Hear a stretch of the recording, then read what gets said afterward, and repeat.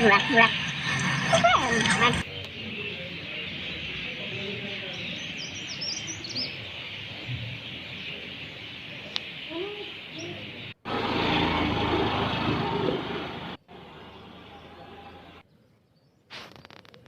दोस्तों, कैसे हैं आप सब लोग।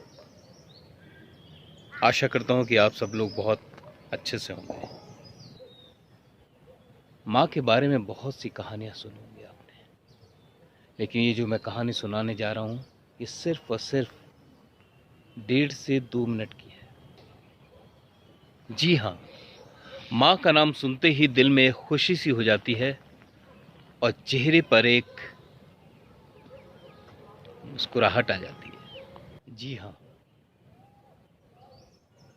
माँ ही वो है जो अपने बच्चों को सूखे पे सुलाकर खुद गीले पर सोती है और खुद बच्चों को पेट भर खाना खिलाकर अपने आप भूखी सो जाती है। और सभी धर्मों में कहा भी गया है कि माँ के पैरों के नीचे जन्नत होती है। जी हाँ, स्वर्ग होता है। इसलिए कहते भी हैं कि अपने माँ बापों की सेवा करनी चाहिए, क्योंकि उन्होंने हमें बहुत मेहनत से पढ़ाया है और हमारी हर इच्छाओं को पूरा किया है। इसलिए हमेशा हमने अपने माँ बापों की सेवा करनी चाहिए। तो दोस्तों, प्रस्तुत है कहानी माँ। दिल में बस एक ही तमन्ना है, फिर यही जहां मिले, फिर वही गोद और फिर वही माँ।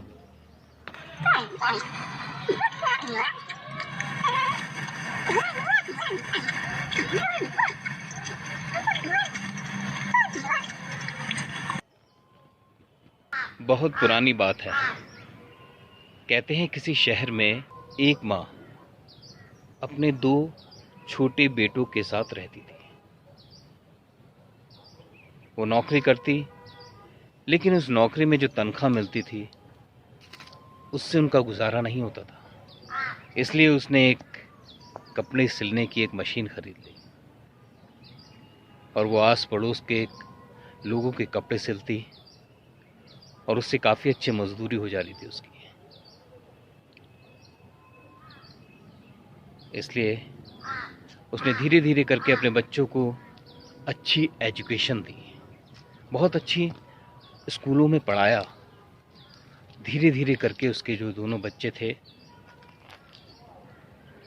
ग्रेजुएशन हो गए, और जब बच्चे ग्रेजुएशन हुए तो उस माँ की खुशी का कोई ठिकाना नहीं था। उन दोनों बच्चों की माँ की दुआओं का ही असर था कि कुछ ही सालों में उन दोनों बच्चों की उसी शहर में और अच्छी कंपनियों में नौकरी लग गई। वो सब लोग बहुत हंसी खुशी रह रहे थे।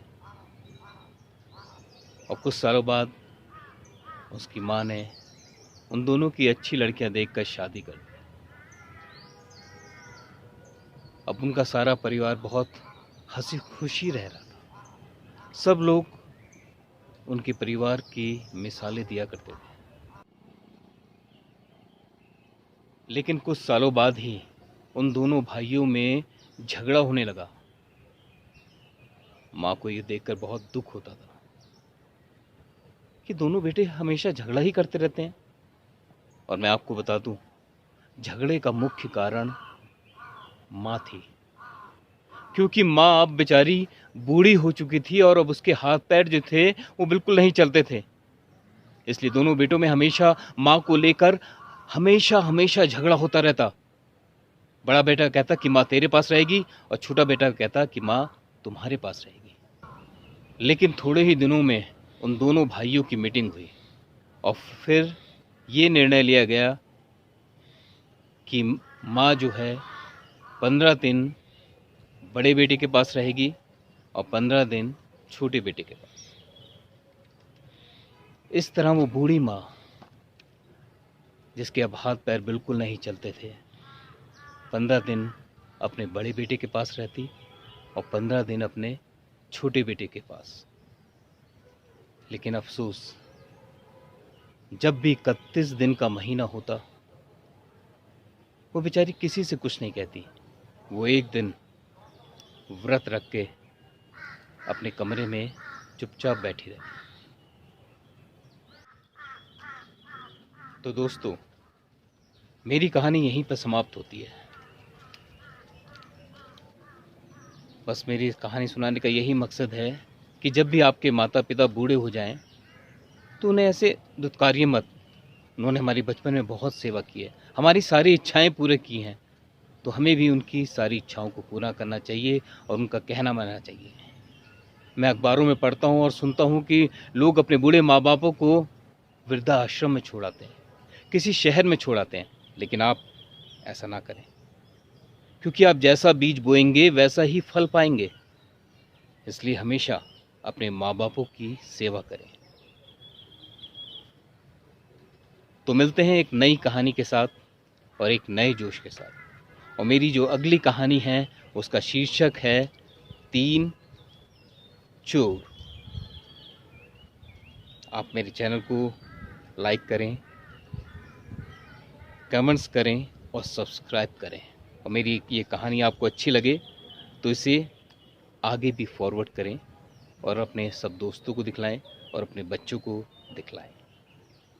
तो मिलते हैं नई कहानी के साथ, जिसका शीर्षक है 3 चोर। जय हिंद।